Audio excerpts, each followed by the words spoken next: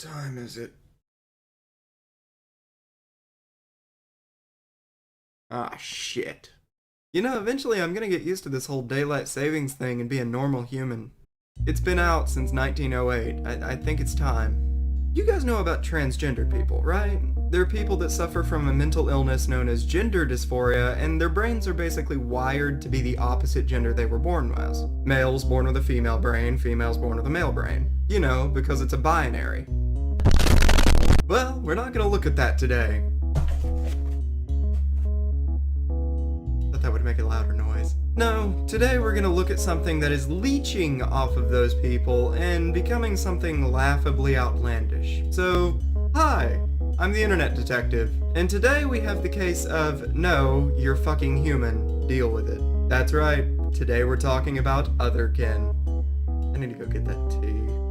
For those of you that don't know, these are people that wanted to be a special snowflake. They wanted to be a special snowflake so badly that they came up with the idea that they were born as a wolf, a tiger, or a dragon.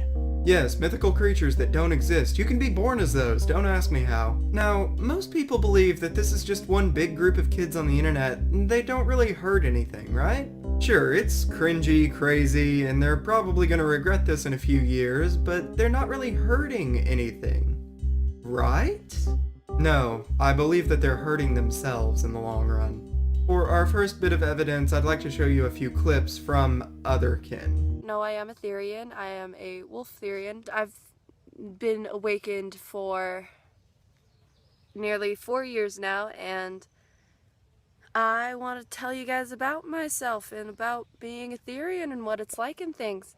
In my case, it would be a wolf, and everyone's gonna say, of course it's a wolf, that's so stereotypical. That's really, I didn't choose the wolf chose me, and if you don't believe that, then you can just do whatever you want, because I don't care about your opinion anymore. That is the very definition of echo chamber. If you don't agree with my opinion, I don't care. And yeah, I bark and I howl and I do all that kind of stuff. I have a lot of puppish tendencies. Like, if you met me in person, you would be appalled with some of the things that I would do, because it's just not what normal humans do. Oh, I can guarantee that. And I've come to accept it, and I'm okay with that.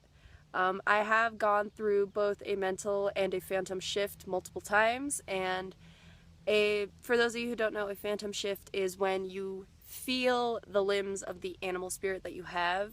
Like, I guess the best way I can describe it is kind of like, how when your foot falls asleep you get those tingling needles?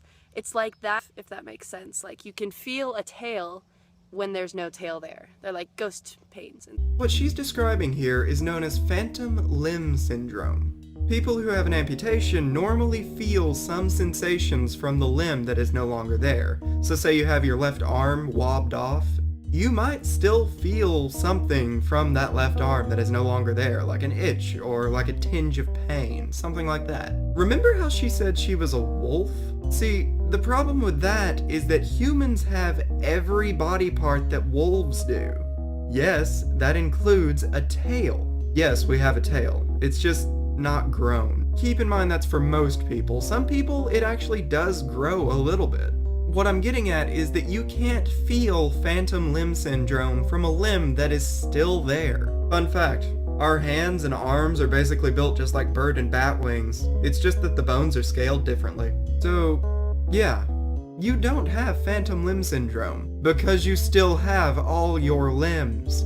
For our second bit of evidence, we have a woman who believes that she is a cat. This clip will be short. 1, because everyone and their mother has already seen this. 2, because the clip that I need to explain happens right at the beginning. Jeg er Nano, 20 år. Jeg har vært katt hele livet. Jeg fant ut at jeg var katt når jeg var 16 år, da leger og psykologer fant ut hva som var. No, a doctor did not diagnose you as a cat. If they did, they would immediately lose their license. I highly doubt that you have ever even stepped foot into a therapist's office. And that's the problem. You probably are suffering from something. You do need to go to a trained professional. But no, instead you've just chosen to say that you're a cat.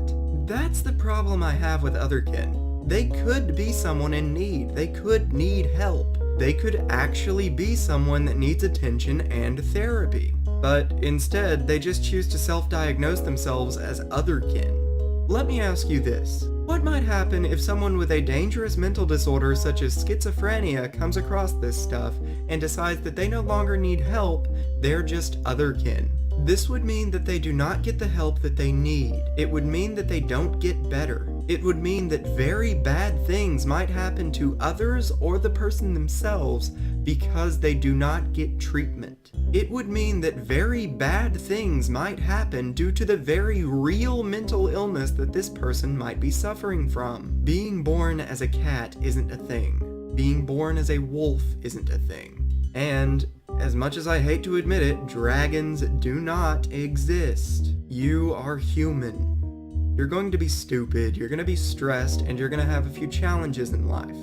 That never changes the fact that you are you. And there is nothing more special in this universe than that.